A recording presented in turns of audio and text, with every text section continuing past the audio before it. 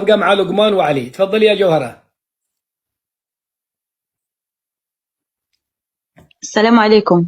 عليكم السلام ورحمة الله وبركاته. أخي أسعد، شكرا على الفرصة اللي مديتها لي، والسلام على الإخوة اللي راهم هنا كاع.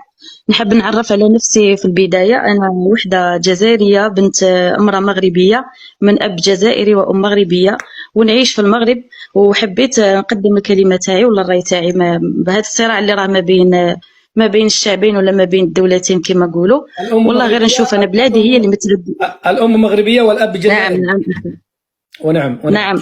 تفضلي يا أختي. ربي يحفظك. حبيت نقول لك خويا، والله نشوف انا الجزائر تتعدى على المغرب وتتعداو بزاف كما نقولوا، والله غير راهم صابرين معايا.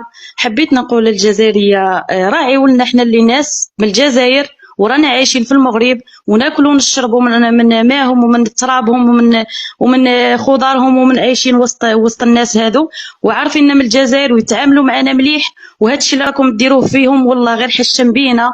راعي ولنا شويه، رانا ولينا نحشموا نقولوا حنا الجزائريه، قسما بالله غير ولينا نحشموا نقولوها، باسكو هذا التعدي اللي راه يصرى حشم بينا وبهدل بينا وطيح بينا وطيح بالنيفو تاعنا حنا كجزائريه.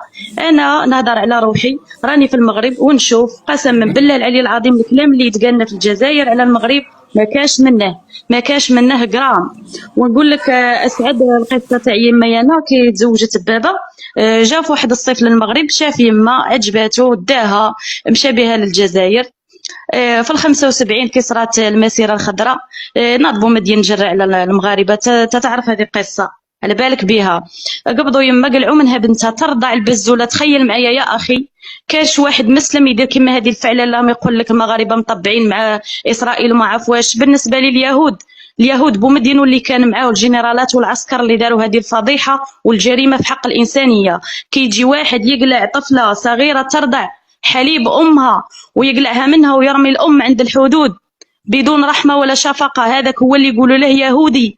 اما اسرائيل ما شفتهاش انا اذات المغرب ولا اذات الجزائر. اسرائيل نهار كامل هما علينا. اسرائيل طبعت.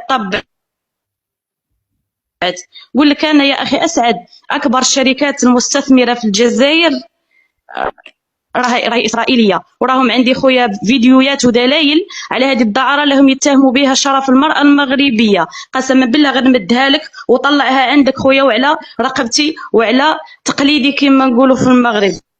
على تقليدي انا نمد لك فيديوهات وحطهم ونشرهم باه تشوف. دوك يجي يقول لك هذه مش جزائريه. كي نكمل المداخله تاعي راح نفتح لك الكام خويا اسعد وتشوف ونوريك الدفتر العائلي تاعي وتعرفني جزائريه بنت جزائري حر. بصح نبغوا الحق.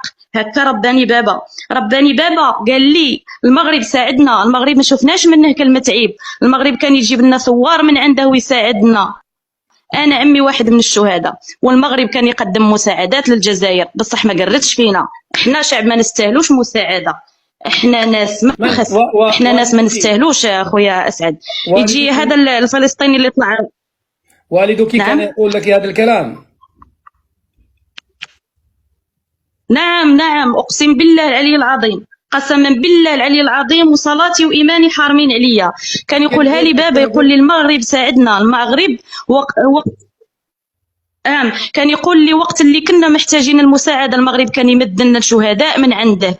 كان ثوار يباتوا في وجده ويصبحوا في الجزائر، يحاربوا معانا ويموتوا معانا ويطيحوا وينوضوا معانا. والوقت اللي وقفت الجزائر على رجليها داروا في المغرب، رجعوا المغرب عدو، وقبضوا جماعه بوليزاريو اللي راهم يصرفوا الدراهم اللي الشعب الجزائري نورمالمون محتاجها، قبضوهم عندهم راهم يصرفوا عليهم. هذا الشيء كلش ضد في المغرب.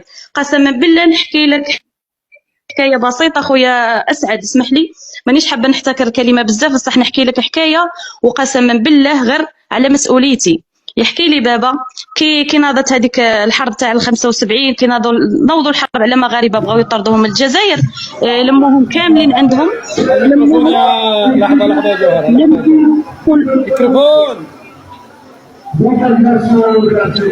لحظه بين مثل هذا المتسلط. كملي يا اخي، كملي جوهره. نعم اكملي جوهره. نعم اسمح لي اخي سعد. قلت لك اخي في 75 يا سامحوني. هذا قلت عندي. لك اخي اسعد في يجب عندك 75 في وقعه. نعم نعم، قفلت باب الغرفه، سامحني اخي. لا بأس. قلت لك في ال 75 جاو للدار تاعنا في الجزائر، لموا الاهل تاعي، عمامي وجدودي وجيران وجوارين كاع، لموهم. وين لموهم؟ لموهم في التيران اللي لعبوا فيه الناس الماتش الكره والرياضه. لموا الشعب الجزائري تما وقعدوا يحرضوا فيهم على مغاربه. قسما بالله العلي العظيم هذه القصه يحكيها لي بابا، يقولوا لهم مش مغربي، مش قط مغربي ما يدورش في الجزائر، المغرب عدو، لازم نحاربوا المغرب، لازم نديروا. قاعدوا يحرضوا في الشعب.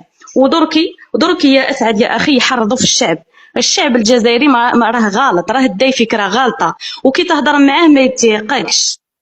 تابع الجيران، راه تابع تبون مسكين ما عليه والو، دميه متحركه وفقط.